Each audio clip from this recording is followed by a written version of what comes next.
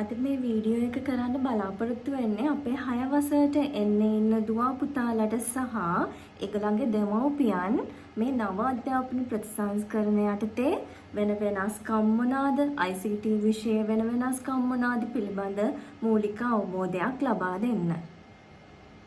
ඉතින් අපි බලමු මේ නව අධ්‍යාපන ප්‍රතිසංස්කරණ යටතේ අපිට හම්බ වෙච්ච අලුත් විෂයන් මොනවද? මේ මොඩියුල් එකක් කියන්නේ මොකක්ද? එතකොට අපි තෝරගන්න ඕන විෂයන් මොනවද? ඒවා පිළිබඳව තමයි දැන් කියලා දෙන්න යන්නේ. අපි බලමු පැරණි විෂය නිර්දේශය අනුව 6 වසරේදී අපිට හදාරන්න තිබුණු විෂයන් මොනවාද කියලා. එතකොට ඔයගලන්ට පේනවා මව්බස. ඒ කියන්නේ සිංහල ඉගෙන ගන්න ළමෙක් නම් සිංහලේ, දෙමළ ඉගෙන ගන්න ළමයි නම් දෙමළ. ඉංග්‍රීසි දෙවන බස, ගණිතය, විද්‍යාව, ආගම, ඉතිහාසය, පුරවැසි අධ්‍යාපනය, භූගෝලය, සෞන්දර්ය, ප්‍රායෝගික තාක්ෂණික කුසලතා, සෞඛ්‍ය, තොරතුරු හා සංනිවේදන තාක්ෂණය. මේවා තමයි අපිට පැරණි විෂය නිර්දේශයේදී හදාරන්න තිබුණු විෂයන්. ඒ අනුව විෂයන් 13ක් අපිට හදාරන්න තිබුණා සතිය තුල. අපිට මේ විෂයන් වලින්ම ආගම කියන විෂය නිර්දේශයේ සඳහන් වෙනවා. ඊගාවට ප්‍රායෝගික තාක්ෂණික කුසලතා, ජීවිතය සඳහා තාක්ෂණය කියලා අපිට නැවතත් ලැබෙනවා. මේ විෂයන් දෙකට අමතරව තව අපිට ව්‍යවසායකත්වය මේකෙදි මූල්‍ය සාක්ෂරතාවය වගේ කොටස් ටිකක් ආවරණය වෙනවා. ඊට පස්සේ ක්‍රීඩා හා සමාජ සංගම් මේවට සහභාගීත්වය තමයි 15 වෙනි සබ්ජෙක්ට් එක විදිහට එන්නේ. මේ විෂයන් 15ක් අපිට එකතු වෙනවනේ. ඒ විෂයන් 15 අපි අනිවාර්යෙන් ඉගෙන ගන්න ඕන කියලා විෂයන් ටිකක් තියෙනවා. ඊට පස්සේ වැඩිදුර ඉගෙන ගන්න ඕන විෂයන් ටිකක් තියෙනවා. තව තීරයක් විෂයන් තියෙනවා. අපි බලමු මේ මොනවාද කොහොමද ඒව කරන්නේ? ඒ විදිහට පැහැදිලි කිරීමක් කරගමු. අපිට තියෙනවා අනිවාර්ය විෂයන්, වැඩිදුර අධ්‍යාපන මොඩියුල්ස් තියෙනවා, වැඩිදුර අධ්‍යාපන විෂයන් තියෙනවා, ඊට පස්සේ තීරයක් විෂයන් තියෙනවා. අනිවාර්ය විෂයන් අපි හැමෝම අර කලින් සිලබස් එකේ ඉගෙන ගත්තා වගේම අනිවාර්යෙන් හැමෝම කරන්න ඕන විෂයන් ටික තමයි මේ තියෙන්නේ. අර අපි කතා කරපු විෂයන් 15ම අපි හැමෝම අනිවාර්යෙන් කරන්න ඕනේ. 15 වෙනි විෂය ක්‍රීඩා සමාජ කියලා තියෙනවානේ.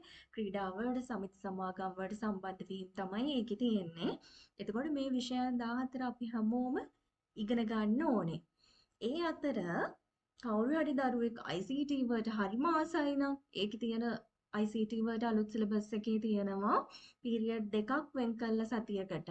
එතකොට මේ පීරියඩ් දෙකත් මදි තවත් ඉගෙන ගන්න ආසයි නම් එයාට වැඩිදුර අධ්‍යාපන මොඩියුල් විදිහට එයාට ICT තෝරගන්න පුළුවන්. තව කෙනෙක් ගණන් හදන්න හරිම ආසයි. ඒ තියෙන පීරියඩ් 4 මදි එයාට තව ඕන ඉගෙන ගන්න. එතකොට එයාට පුළුවන් ගණිතය තෝරගන්න. තව කෙනෙක් ඉංග්‍රීසි වලට ආසයි. එතකොට ඒ කෙනාට ඉංග්‍රීසි කරන්න පුළුවන්. ඒ වගේම තව කෙනෙක් හරිම ආසයි ජීවිතය සඳහා තාක්ෂණයේ විෂයට. ඒ වගේ අපිට පුළුවන් වැඩිදුර අධ්‍යයන මොඩියුල් විදිහට විෂයන් 3ක් තෝරගන්න. විෂයන් 3ක් තෝරගන්න පුළුවන් එක වාරයකට. එතකොට මේ සෑම අනිවාර්ය විෂයක් සඳහාම වැඩිදුර ඉගෙනුම් මොඩියුල් තියෙනවා. හැබැයි ඒක ඔයගලන්ගේ ඉස්කෝලේ අනුව වෙනස් වෙයි. මේ විෂයන් 14ම සමහර විට නැති වෙයි, සමහර විට තියෙන්නත් පුළුවන්. හැබැයි ICT කියන විෂය ඕනම පාසලක පැවැත්වෙනවා. මොකද දරුවෝ හරිම ආස විෂයක් හින්දා. එතකොට එක් වාරයකට කැමති විෂයන් 3ක් ඒගොල්ලන්ට වැඩිදුර අධ්‍යාපන මොඩියුල් විදිහට ඉගෙන ගන්න පුළුවන්. එතකොට හැමෝම ඉගෙන ගන්න ICT වලට අමතරව තව ටිකක් වැඩියෙන් ඉගෙන ගන්න අර කොල්ලන්ට එකකින් chance එක හම්බ වෙනවා. තව දුරටත් ආසනම් ඉගෙන ගන්න තියෙන කොටසෙදී අපි හිතමු අපි ICT තෝරගත්තා කියලා.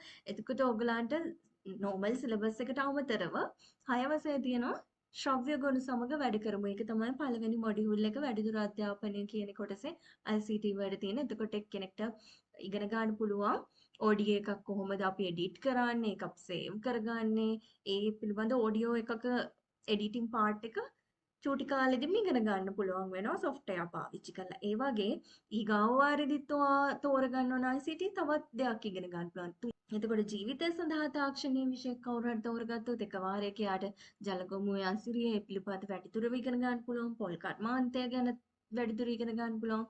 තේ කර්මාන්තය ගැන වැඩිදුර ඉගෙන ගන්න පුළුවන්. ඔය වගේ තමන් ආස දේ තෝරගන්න උතෙන්දී යොමු වෙන්න. තමන් ආසම දේ තමයි වැඩිදුර අධ්‍යාපන මොඩියුල් විදියට ඉගෙන ගන්න ඕනේ. ඊට පස්සේ අපිට තියෙනවා තීරයක් විෂයන් කියලා. තීරයක් විෂයන් පාවිච්චි කරන්නේ රැකියාව සහ ජීවන කුසලතා වැඩි දියුණු කරන්න තමයි මේ විෂයන් හඳුන්වලා දීලා තියෙන්නේ. එතකොට එක් වාරයකට ඒගොල්ලන්ට පුළුවන් මෙතනින් කැමති විෂයන් දෙකක් ඉගෙන ගන්න.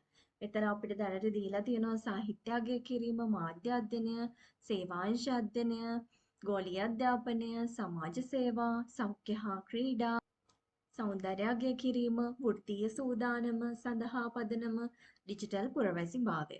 ඔය වගේ විෂයන් ටිකක් අපිට හඳුන්වලා දීලා තියෙනවා. අපි මේ සබ්ජෙක්ට් එතකොට අපිට තියෙනවා අනිවාර්ය විෂයන් 15ක් කරන්න. මේ 15ට අපිට ක්‍රෙඩිට් හම්බ වෙනවා.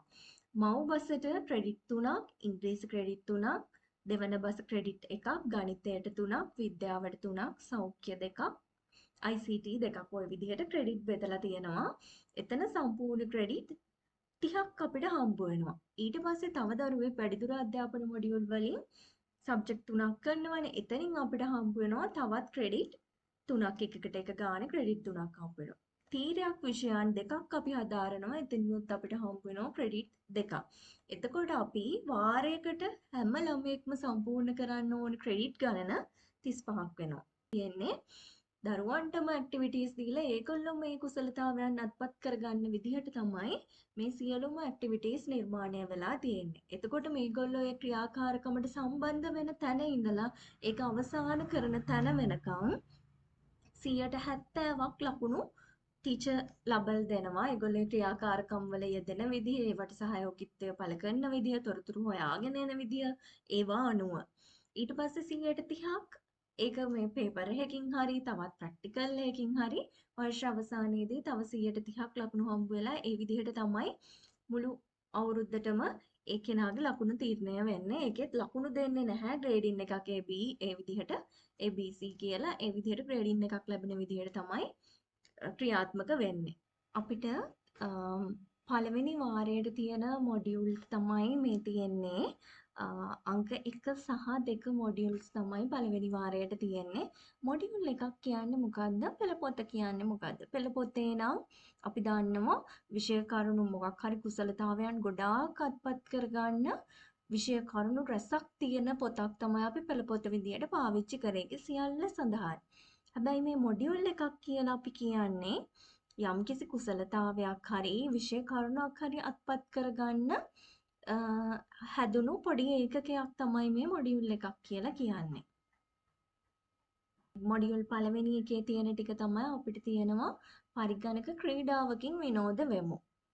හරිද? ඔගොල්ලෝ ආසපදේ තමයි පළවෙනියෙන්ම තියෙන්නේ ක්‍රීඩාවකින් විනෝද වෙමු. ඊට පස්සේ කම්පියුටර් එකක් හරියට ඔන් කරන්න හැටි, ඔෆ් කරන්න හැටි, අපි ටයිප් කරන්න හැටි, කම්පියුටර් එකක් පාවිච්චි කරද්දී ඉන්න ඕන නිවැරදි ඉරියව්, ඔය වගේ අපි හරියට පරිගණකයක් පාවිච්චි කරන්න ඉගෙන ගන්න ඕන මූලික දැනුම මේ පළවෙනි මොඩියුල තුලින් ක්‍රියාකාරකම් පාදකව ලබා දෙනවා. ඊට පස්සේ දෙවැනි මොඩියුල් එකේදී අපිට තියෙන්නේ කඩදාසියෙන් පරිගණකයට කියලා අපිට අපේ පරිගණකය පාවිච්චි කරලා කොහොමද ලේඛනයක් නිවැරදිව හදාගන්නේ, ඒ දේවල් පිළිබඳ කුසලතා ලබා දීමක් දෙවෙනි මොඩියුල් එකේදී වෙනවා.